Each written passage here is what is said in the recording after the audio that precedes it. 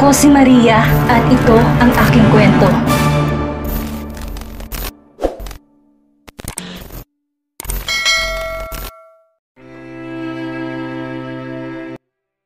Sir, natanggap ko na po ang confirmation mula sa mga Fujikawa. Pahig na raw po sila sa date ng contract signing which is next week. They said they will be expecting you and your family in Osaka as early as Saturday dahil Lunes ang contract signing. Balita ni Javier sa amo na nooy abala sa pagtipa sa laptop nito. Kagabi pa to nagtatrabaho at ayaw nitong makinig sa kanya kahit anong pigil niya. Sir, hindi pa po ba kayo uuwi? Baka nahanap na po kayo ni Sheena. Ang sabi mo, balak mong ipasyal ngayon ng bata kasama si Miss Bell. Paalala ng assistant sa amo. Napatigil sa pagtipa sa laptop sa Sebastian. Nagangat ng tingin sa assistant. Hindi pa ba tumatawag si Conrad? I need to know that I'm already off the hook. Ang tinutukoy ng binata at si Conrad de Alexos, anak babatang kapatid ng kanyang kaibigan na si Matias. Pag-usapan sila nito na nagsimula pa ng 1 linggo. Marahang umiling si Javier. Pero ang sabi po niya, tatawag siya agad kapag maayos na, kapag tapos na. Nagboga ng hininga si Sebastian. His eyes are already tired. His body is aching. He is already beyond exhausted and yet working is the only way he can do now to keep himself off the edge. What is happening at home, do you know? Anong binata. Muling bumalik sa pagtipa sa kanyang laptop. Tinatapos ang kanyang recommendation para sa status ng collaboration ng TFC sa kumpanya ni Don Marshall. He found glaring discrepancies on the company's recent financial report, kaya gusto niyang magpasok na independent audit team upang matingnan ang totoong nangyayari sa kumpanya. He knew that Don Marshall is his father's uncle and the old company's man has always been untouchable from his perusal. But $100 million is too much of a loss for a small company like Don Marshall's. And so relative or not, magpapaimbestiga siya sa ayaw at sa gusto ng dono ng kanyang ama. Maaga raw pong umalis ng apartment si Miss Bell, sir. Si Sheena naman po, di naman daw po nagrereklamo na si Evita lang kasama. Balita ni Javier. That's good. I'll take the rest of the day as my off. Gusto ko na rin makasama ang anak ko. It's been days. Ana Sebastian. Tinuloy ng binata ang pagtatrabaho hanggang alas 11 ng umaga bago niya napagpasyahang umuwi na. Nasa lift na sila ng hotel ni Javier nang tumunog ang cellphone ng assistant. Si Evita? Siya ko say. What do you need? Ani Javier nang sagutin ang tawag. Check ko sa Señora Bell, Scomparso? What? Ma'am Bell is missing? Agad na napabaling sa Sebastian kay Javier. What do you mean Bell is missing? Anang lalaki. Mabilis inagaw ang cellphone sa assistant at ang binata mismong kumausap sa katulong. Apparently, si Senyora Patutina ang tumatawag kay Rodolfo at pinatingnan kung bakit di pumasok ng art center si Bell. Nang puntahan ni Rodolfo ang kanilang apartment, nalaman kay Evita na maagang umalis si Bell. Doon na nag-report sa mga pulis si Rodolfo. Ayon sa katulong, nagpunta raw ang mga pulis sa kanilang apartment upang magtanong. Matapos magbilin na bantayan ng mabuti si Sheena, agad tinapos sa Sebastian ang tawag bago nagmamadaling nilabas ang kanyang sariling cellphone at may tinawagan. Naghintay pa siya ng 3 ring bago may sumagot sa kabilang linya. Conrad, drop everything you're doing. I need your help. What? I'm busy, Sebastian, at alam mo kung bakit. My wife is missing. I need to get all the help. I can't get her and find her fast. Gigil na sabi ng binata. Napasuntok na sa dingding ng elevator. Sandaling natahimik si Conrad sa kabilang linya bago, Where are you? Panay ang pagpaparoot pa rito na Sebastian habang hinihintay ang resulta sa pagsuyod ni Conrad sa mga CCTV sa syudad at sa kalapit lugar. Nasa isang opisina sila sa loob ng police station kung saan nag-file ng report si Rodolfo. Kasama niya ron sina Javier at Daniel at ang hepe ng istasyon. Si Rodolfo na may pinasyang sa labas ng silid maghintay ng updates. Maya-maya pa, bingo! Ani Conrad. Nakita na namin si Bell. Dugtong pa nito bago nilagay sa projector sa kanilang harapan ang clips mula sa CCTV footages na nakita nito. Nakuha ng CCTV ang pagbaba ni Bell sa bus stop malapit sa art center, maging ang pagmamadali nitong muling pagsakay sa naghihintay na bus. Sa kuha sa loob ng bus na sinakyan ng asawa, halatang balisa ito, panay din ang iyak bago nakatulog. Nakadalawang ikot sa buong ruta nito ang bus o higit 3 oras ang lumipas bago nakitang bumaba sa isang bus stop sa labas ng syudad si Bell. Sa CCTV sa mismong bus stop, muling nakita si Belle na tila tulala habang nakaupo sa bench bago to nilapitan ng isang pamilyar na mukha, si Orlando. Hindi naglipat sandali pa simpleng tinakpan ng panyo ni Orlando ang mukha ng asawa na agad nawala ng malay. The footage ended with Orlando carrying his wife away. That's the only lead we have, ani Conrad. Agad na nagmura sa Sebastian. Maisip pa lang niya na kasalukuyang nasa kamay ni Orlando si Belle, gusto niya nang patay ng anak ng kanyang madrasta, and he surely will kill that fucker oras na may masamang mangyari kay Belle. Javier! Gigil na tawag ni Sebastian sa assistant.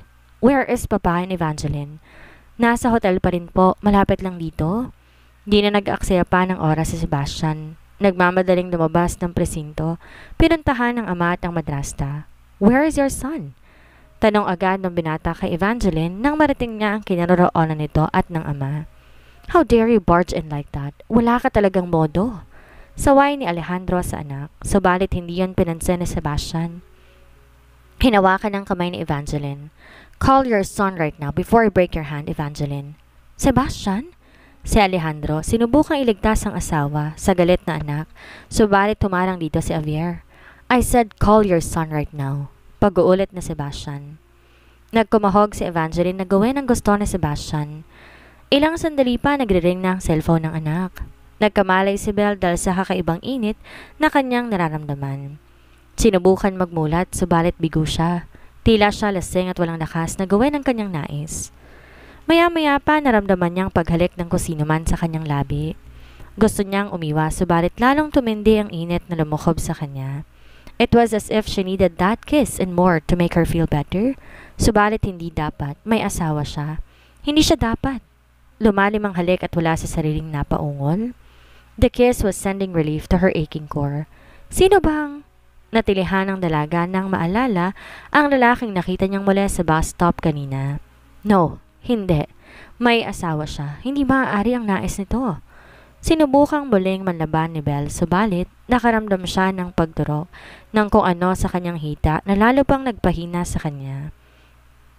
Ilang sandali pa muling inagaw ng kadiliman ang ulirat ng dalaga. Halos takbuhin na ni Sebastian ang silid sa motel kung saan na-detect ng trace na ginawa nila sa cellphone ni Orlando, ang location ng lalaki. Sir, ako na lang pong mauuna. Ani Daniel, subalit hindi nakinig ang binata. Sinabayan nito ng lakad ang unang team na dineploy ng mga pulis sa lugar habang sakay sila ni Chopper patungo roon. Kasama niya nagtungo ron sina Javier, Daniel at Conrad. 10 minuto lang ginugol nila si Ere bago nila narating ang lugar. But Sebastian felt it was the longest 10 minutes of his life. Nasa kamay ni Orlando ang kanyang asawa. That asshole had always wanted everything that is his. Orlando has always been in competition with him kahit ng mga bata pa sila. Even the friendly games his nono would organize during holidays, Orlando doesn't consider friendly at all. Orlando would do everything to defeat him in every chance he'd get. At ngayong malalaki na sila, alam niya hindi na lang mga simpleng bagay ang gusto nitong maagaw sa kanya. At kung sakaling may ginawa ito kay Belle, sisiguraduhin din niya. Pagbabayaran nito na malaki ang ginawa nito. Kidnapping Belle is enough for him to throw the asshole in jail. But so he had done more. He'll surely give Orlando the hell he deserved. Malapit na sila sa silid kung saan kumpirmado, dinala ni Orlando si Belle na mag-hand signal ng halt ang team leader ng kapulisan na kanilang kasama. 2 pulis ang humakpang sa harap ng pinto habang iba pa nag-abang sa magkabilang gilid ng pinto kasama ng grupo ng binata. Sa signal ng team leader, magkasabay na tinadyakan ng mga pulis ang pinto ng silid na agad namang bumukas. Nakipag-unahan si Sebastian sa pagpasok sa silid. At doon niya nakita si Orlando. Nakakubabaw sa walang malay at halos subad na asawa habang hawak ang isang syringe sa isang kamay nito. Agad na nagdilim ang paningin ni Sebastian. He walked towards Orlando and punched the fucker in his damn face. Nalaglag ito sa kama subalit hindi ito tinantanan ni Sebastian. How dare you drag and touch my wife? I'm going to beat the living daylights out of you. Ani Sebastian. Pinagtatadyakan ng walang hiyang lalaki na pinagtangkaan si Belle hanggang sa umubo ito ng dugo. You cannot kill him, Sebastian. Saway ni Conrad. Hinila na papalayo ang lalaki kay Orlando. Agad namang nilapitan ng team leader ng kapulisan, si Orlando. Pilit na pinapatayo. Dumudugo na ang ilong at bibig nito. Tumulo na ang iba sa hubad na katawan nito. No se mueva. Eras arestado? Anang team leader bago inutusan ang isang tauhan nito na pusasan ng lalaki. Nang itulak to ng polis palabas ng silid, napaluhod ulit to sa sahig, halatang hilo. The victim is drunk and her heart rate is going really fast. Balita ng babaeng medic kasama ng mga kapulisan na rumesponde sa lugar. Nakahawak to sa may leeg ni Belle. Agad kumawala sa Sebastian sa pagkakahawak ni Conrad at nilapitan ng asawa na noon naka-underwear lang at wala pa ring malay. His mind was going blank, unable to think what to do next. Tell me what to do, por favor. Naguguluhang sabi ni Sebastian sa medic. We need to take her to the nearest hospital and manage the effects of the drug immediately or else she might go into cardiac arrest. Anang medic. Walang sinayang na sandali sa Sebastian.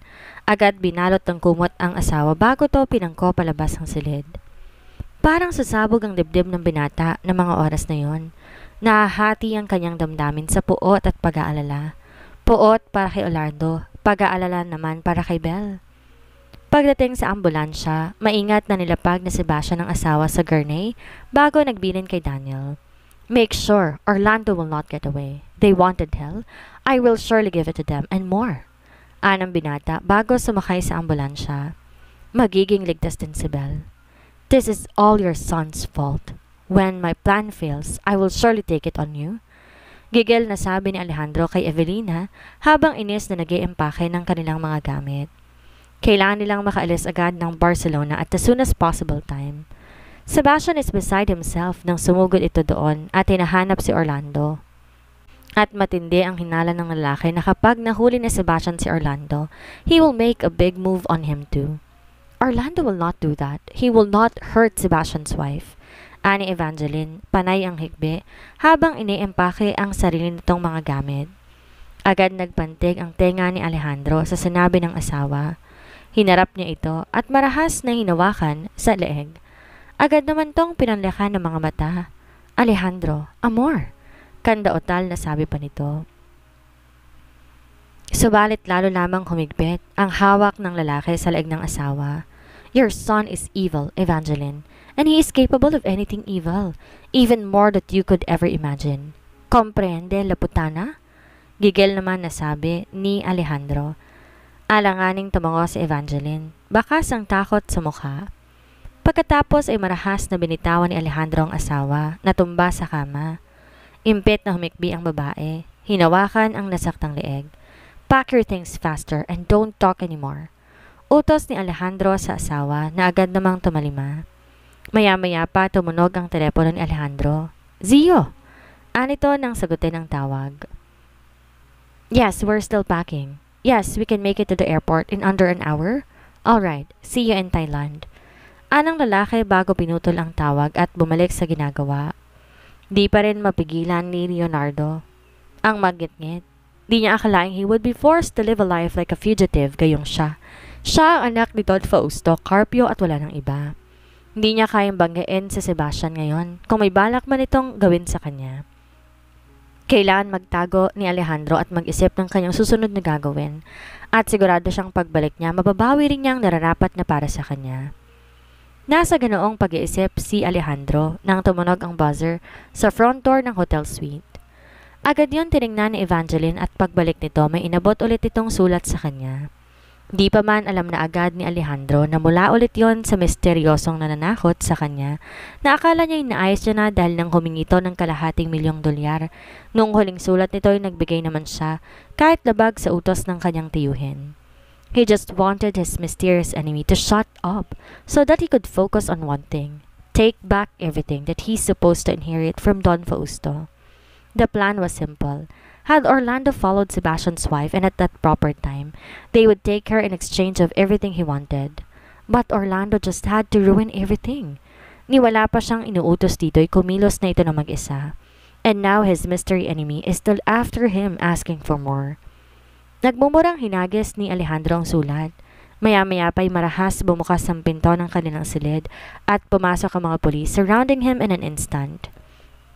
You are under arrest, Mr. Carpio, as an accomplice of Orlando. Napaungol si Belle nang muling magkamalay. Mabigat ang kanyang ulo at nananakit ang kanyang katawan. Subalit sa nanalabong isip, hindi niya alam anong dahilan ng kanyang nararamdaman. Maingat nagmulat ng mga mata ang dalaga. Agad tumambad sa kanyang puting kisame at ang dextrose stand na nasa kanyang tabi. Tinaas niya ang kanyang kanang kamay at doon niya nakita na may nakakabit na swero sa kanya. Nasa ospital siya, subalit paano siya nakarating doon? Paanong napasinghap ang dalaga ng parang nabuksan na dam, sabay-sabay bumuhos ang kanyang alaala ang mga nangyari bago siya panawan ng malay. Naalala niya ang naramdamang takot na magkasalubong si Amelia habang patungo siya sa trabaho. Naalala rin niya ang ilang oras na kanyang ginugol sa loob ng bus bago siya bumaba sa isang bus stop. Naalala niya maging ang paglapit ng lalaki na nagngangalang Orlando at ang pagtakip nito ng panyo sa kanyang mukha upang mawalan siya ng malay. Naalala rin niya ang pagtusok ng kung ano sa kanyang hita habang may humahalik sa kanya. Nanginig na ang dalaga. Pilit ibinangon ang sarili sa kama at inilislis ang suot niyang hospital dress.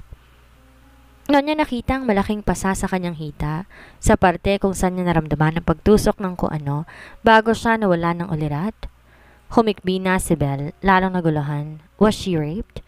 Did someone save her? How did she end up in that hospital? Humagulhol na ang dalaga. Sinapo na malayang kamay ang kanyang ulo habang patuloy siya sa pag-iyak. Ilang sandali pa bumukas ang pinto ng hospital room at niluwa ang bulto ni Rodolfo. Bakas ng pag-aalala sa mukha nito habang naglalakad papalapit sa kanya. Belle? Anito bago siya marahang kinabig patungo sa dibdib nito. Gumanti na rin ang yakap si Belle. Tinuloy ang paghagulhol sa dibdib ng kaibigan. Inayaan naman ni Rodolfong umiyak lang ang dalaga. Mas gusto niya nang umiiyak ito at nakikita niyang ligtas kesa kanina. Ni wala siyang maisip na maaaring gawin upang hanapin to. How are you feeling now? Wala ba masakit sa'yo? Ani Rodolfo nang bahagyang kumalma si Belle at tuluyan na siyang binitawan. Marahang umiling ang dalaga, nagpunas ng luha. Ano nangyari, Rodolfo? Yung lalaki. Kandautal niyang sabi, ni hindi maituloy-tuloy ang nais sabihin. Orlando Arcari. Yan ang pangalan ng lalaking gumawa nito sa'yo. Nahuli na siya ng mga pulis. Stepbrother siya ni Sebastian. Muling napasinghap si Belle. Di alam anong iisipin o mararamdaman sa huling sinabi ng kaibigan. Intentional ba ang pag-target ni Orlando sa kanya? Alam niyang di boto sa kanyang aba ni Sebastian. Could he be behind what happened to her too? How could they be so cruel? Gusto ulit maiyak ni Belle sa naisip, subalit mabilis niyang hinabig ang sarili. May mga importante siyang tanong na nais niyang masagot. Alam mo ba kung nagawa ni Orlando sa akin yung plano niya?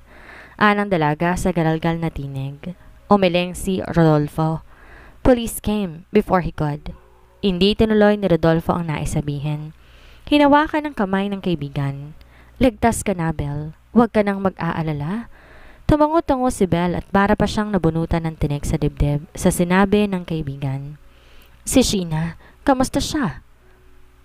Patuloy ng dalaga maya-maya. Maayos siya, sabi ni Mama. Baka tulog na rin, 10:00 na ng gabi. Lumipad ang tingin ni Belle sa may bintana. Tunay nga, gabi na. Pero si Sebastian, nasaan siya? Alam ba nito ang nangyari sa kanya? O baka nasa piling ulit ito ni Lavender? Humapdi ang dibdib ng dalaga sa naisip. Alam ba ni Sebastian na nandito ko? Alanganing tanong ni Belle, maya-maya. Tumango si Rodolfo. Sumama siya sa pagligtas sa'yo, Belle, pero wala siya nang dumating ako rito. Ang sabi ng mga tauhan niyang nagbabantay sa labas, may importante raw na pinuntahan. Muli, nagyoko ng ulo ang dalaga. Pilit na pinalis ang pabigat ng kanyang dibdib. Ayaw man niya, subalit hindi niya maiwasan na isipin kung si Lavender na naman ba ang pinuntahan nito gaya ng daang gabi. Kahit naroon na siya sa ospital, hindi pa rin ba siya nito uunahin? Kailangan ba siyang magmakaawa upang mabigyan siya nito ng konti mang pansin? Asawa ka lang sa papel. Yon ang sabi ni Lavender sa kanya noong magtalo sila. At totoo naman. Nagpakasal sila ni Sebastian kahit na wala itong pag-ibig sa kanya. Ginamit siya nito, pinarusahan, pinahirapan dahil sa kanyang kasalanan. Pero wala man lang ba itong awa sa kanya kahit katiting? Kahit sa konting panahon lang, hindi ba nito kayang maging mabuting asawa sa kanya? Kinagat ni Belle ang kanyang pang-ibabang labi nang magsimulang manginig iyon. Naiiyak na naman siya subalit pilit niyang pinigil ang sarili. Belle, mabuti pa siguro magpahinga ka na ulit. It has been a long day. Nakausap ko ang doktor mo kanina. Bukas daw maaari ka nang lumabas. But at this time, take some rest and take some time to rest more. You need it, ani Rodolfo. Magaan pang pinisel ang kamay ni Belle. Nakokonsensya dahil lagi na lang niyang inaabala ang kanyang kaibigan. Dinadamay pa sa gulo ng kanyang buhay. Ngumiti si Rodolfo. Dito lang ako hanggang makatulog ka? Muling umikbe si Belle. Di na nga napigilan pa na lumuha. Salamat, Rodolfo. Hindi ko alam anong gagawin ko kung wala ka. Hindi na sumagot ang binata. Tinulungan mang muli sa paghiga sa kama si Belle. Di nagtagal nakatulog din kaagad si Belle. Ilang sandali pang pinagmasdan ni Rodolfo ang kaibigan bago magaang kinintilan ng halik ang noon nito. I wish you've loved me more than a brother or a friend, but sweet dreams. Belle, te amo. Bulong ng binata bago pa lumabas ng silid. Tahimik lamang si Don Marshall habang sumisimsim ng alak. Kababalita lang ng kanyang tauhan ang nangyaring pagdakip ng mga pulis kay Alejandro. Muli, bigo siya sa kanyang mga plano. Noon pa man hangad na niya ang kayamanan ng mga Carpio. Hindi ba kaya nga niya ipinain kay Fausto ang kanyang half-sister na si Maria upang sa pamamagitan nito at ng anak nito ay mapa sa kamay nila ang kayamanan ng mga Carpio. Subalit, sadyang hindi siya magtatagumpay sa kanyang mga plano. Maagang namatay si Maria, habang si Alejandro naman ay mas ginusto na sundin ang puso nito kaysa pakisamahan ng ama, bagay na nagpangyari upang tuluyan nang mawalan ng amor dito si Fausto. Maging ang paggamit niya sa mga Galvaro upang maipaikot sa kanilang kamay si Sebastian ay hindi nga rin nangyari. His plans just don't work. Talagang mailap sa kanyang kayamanan ng mga Carpio. Oras na marahil upang siya na mismo ang gumawa ng kanyang mga balakin. Marahil sa pagkakataong yon, magtatagumpay na siya at makakamit ang kanyang nais. Umaga na subalit hindi pa rin nakikita ni Belle sa Sebastian.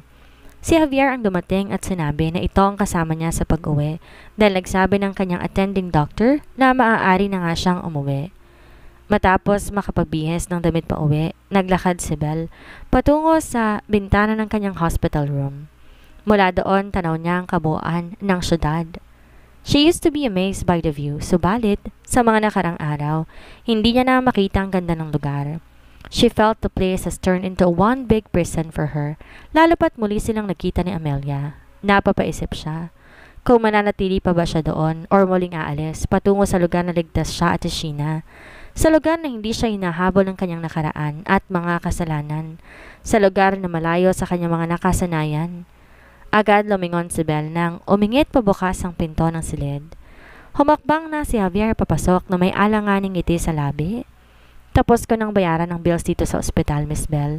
Gusto niyo na po bang umuwi? Tanong ng assistant sa asawa ng amo. Tumango si Belle. Pilit nang ngumiti. Sige. Namimiss ko na nga rin si Sheena, anang dalaga, bago pinulot ang kanyang bag. Subalit, bago sila makalabas ng tuluyan sa silid, muli siyang nagsalita. Si Sebastian, nasaan siya? Lakas loob na tanong ng dalaga. Natigilan si Javier, sandaling tinakasan ng kulay sa mukha. May inaasikaso lang po, importante. Pagtutuloy ng dalaga, malungkot ng umiti. Mas importante kaysa sa akin? Gusto niya sanang itanong, kaya lang ay nagpikil na siya. Alam na niya ang sagot sa tanong. Importante ang lahat ng ginagawa ni Sebastian. Maliban sa kanya, sino ba naman siya? Asawa lang siya nito na may malaking pagkakasala. Nagpatiuna ng lumabas ng silid si Belle. Sumunod naman sa dalaga si Javier. Mula sa lift hanggang sa makasakay sila na sasakyan, pauwi sa apartment, na natiling tahimik si Belle, iniisip paano nga ba reresolbahin ang kanyang suliranin ng mag-isa. Nang marating nilang apartment, agad siyang sinilubong ng umiiyak na anak. Mama, where did you go? Nakalabing tanong ni Sheena sa ina. Itinaas ang dalawang kamay, nagpabuhat. Nananakit man ang kanyang mga braso, pinilit buhati ni Belle sa Sheena. Alam niya hirap tong matulog nang wala siya sa tabi nito. She needed to comfort her daughter just outside, Chiquita. Don't be sad anymore. Mama is here now. Alon ni Belle sa anak. Hindi sumagot sa Sheena. Ibinuro lamang ang mukha sa dibdib ng ina. Thank you for taking care of Sheena last night, Evita. Baling ng dalaga sa katulong na nakaabang kay Sheena na malapit. Ngumiti si Evita. Prego, senyora. Is she done eating breakfast and taking a bath? Si, senyora. Ani Evita, tumango. Okay, we will just go to our room.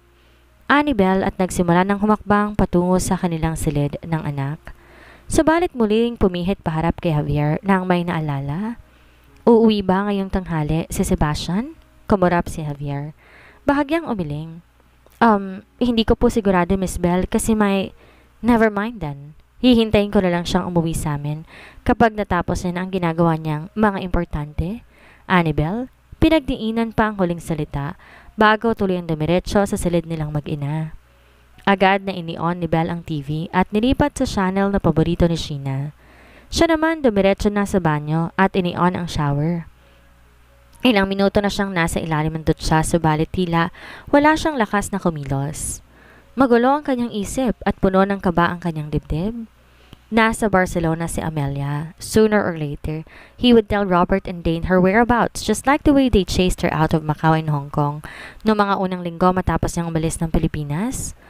Ang paalam niya kay Alexandra hahanapin niya ulit ang kanyang kaligayahan but in truth, she was running away from John's relatives. Kaya nakarating siya ng Europe sa kanyang pagtatago.